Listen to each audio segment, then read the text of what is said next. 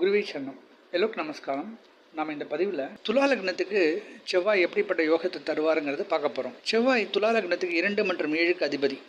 இவர் லக்னத்தோடு சம்மந்தப்படும் போது இயற்கையாகவே அந்த பர்சன் கொஞ்சம் கோபம் உடைய பர்சனாக இருப்பாங்க, கொஞ்சம் ஈகோ பர்சனாக இருப்பாங்க. அதே சமயத்தில் இவங்களுக்கு தன்னுடைய மனைவியால் நல்ல ஆதாயம் ஏற்படும்.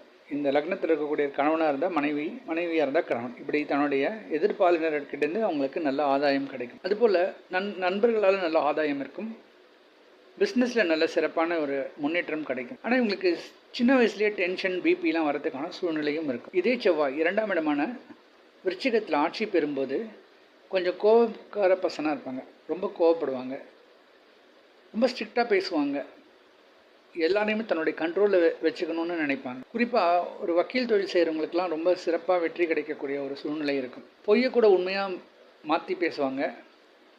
சில நேரங்களில் உண்மையே பொய்யா மறைச்சி பேசுவாங்க. இப்படி அந்த அவங்களுடைய வாக்கு திறமையால் அடித்து ஒரு விஷயத்தை இவங்களுக்கு சாதகமாக்கிடுவாங்க. குடும்பஸ்தானத்தில் செவ்வாய் இருக்கிறதால ஒரு சிலருக்கு தாமத திருமணம் நடக்க சூழ்நிலை இருக்கும். அதுபோல் பொருளாதாரத்தில் ஓரளவுக்கு நல்ல முன்னேற்றம் கிடைக்கவும் வாய்ப்பு இருக்குது.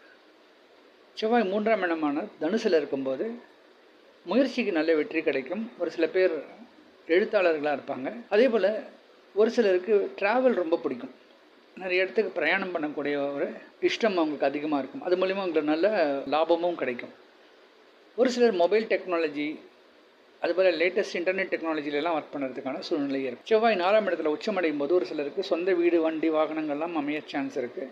எதிர்பார்த்த ஒரு வண்டி யோகம்லாம் அவங்களுக்கு குறுகிய காலத்திலே கிடைக்கும். குறிப்பாக செவ்வாய் என்ன காலகட்டத்தில் அவங்களுக்கு தசை நடத்துதோ அந்த அந்த ஏஜுக்கு ஏற்க அவங்களுக்கு வீடோ இல்லாட்டி ஒரு நிலமோ இல்லாட்டி ஒரு வண்டி வசதிகள்லாம் ஏற்பட சான்ஸ் இருக்குது. அந்த பீரியடில் அவங்க ரொம்ப கம்ஃபர்டபுளாக இருப்பாங்க.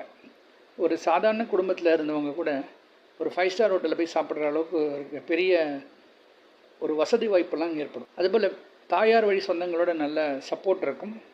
இன்வெஸ்ட்மெண்ட்ஸ் மூலிமா நல்ல ஆதாயம் கிடைக்கும். பங்கு சந்தையில் லாபமும் கிடைக்க சான்ஸ் இருக்குது. செவ்வாய் இந்த லக்னத்துக்கு 5ஆம் இடமான கும்பத்தில் இருக்கும்போது பிள்ளைகளால் நல்ல ஆதாயம் இருக்கும். குழந்தை பாக்கியம் கிடைக்கும்.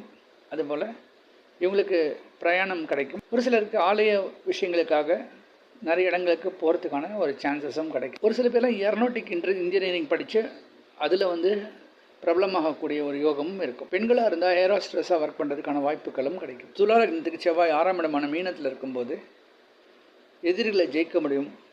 அதுபோல் கடன் இருந்தால் அவங்களால ஈஸியாக அந்த கடன்லேருந்து வெளியில் வர முடியும். ஒரு சிலருக்கு வெளிநாடு பிரயாணம் சக்ஸஸ்ஃபுல்லாக இருக்கும். இருக்கிற இடம் மட்டும் வெளிநாடு போகிறதுக்கான வாய்ப்புகள்லாம் வரும்.